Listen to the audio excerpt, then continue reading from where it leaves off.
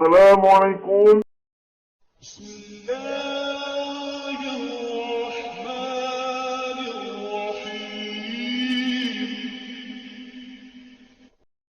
ایک صحابی رسول جب ایمان لائے، اللہ کے رسول صلی اللہ علیہ وسلم کی خدمت میں آئے، فرمایا اللہ کے رسول ایک آگ میں کی کہانی میں سنانا چاہتا ہوں. اللہ کے رسول فرمایا سنائیے.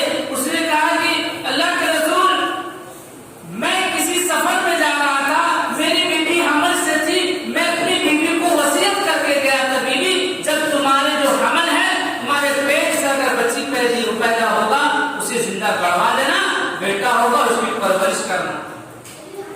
اور میری بیوی حمل سے تھی، جب بچی پیدا ہو گئی اور اس ماں کو اپنی بیٹی کا ممتا آ گیا، ماں اپنی بیٹی کو پالنے لگی. اور اللہ کا رسول جب میرا آنے کا قریب زمانہ ہو گیا تو میری بیوی میری بیٹی کو پڑوس میں رکھ کر اس کی پرورش کرنے لگی. یہاں تک کہ جب میری بیوی آتی تو پڑوس بیٹی بھی اس کے ساتھ آتی. مجھے کیا پتا، میں تو سمجھا پڑوس کی بیٹی ہے، یہاں تک کہ میں بھی اس سے پیار کرنے لگا. اللہ کے رسول پیار کی انتہا ہو گئی، میں اس کو بیٹی جیسا پیار دینے لگا.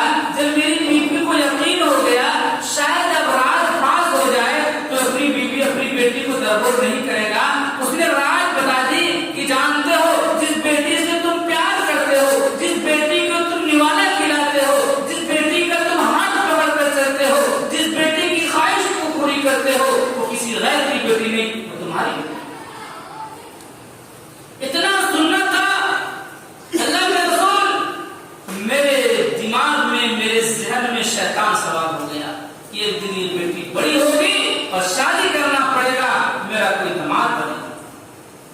ایک دن میں نے کدال لیا، اپنی بیٹی کا ہاتھ پکڑا، جنگل کی سمت روانہ ہو گیا. وہ ننھی منھی سی بیٹی کبھی میرے آگے چلتی، کبھی پیچھے چلتی، کبھی کاندھے پہ بیٹھتی.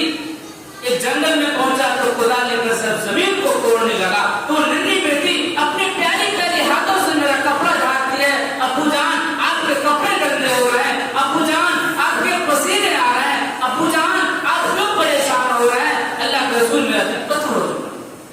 یہاں تک کہ میں اتنا زمین کو کھود دیا اور اپنی بیٹی کو گڈھے میں ڈال کر زمین کو برابر کر دیا. اللہ کے رسول سنتے سنتے آنکھ سے آنسو بہنے لگے. صحابی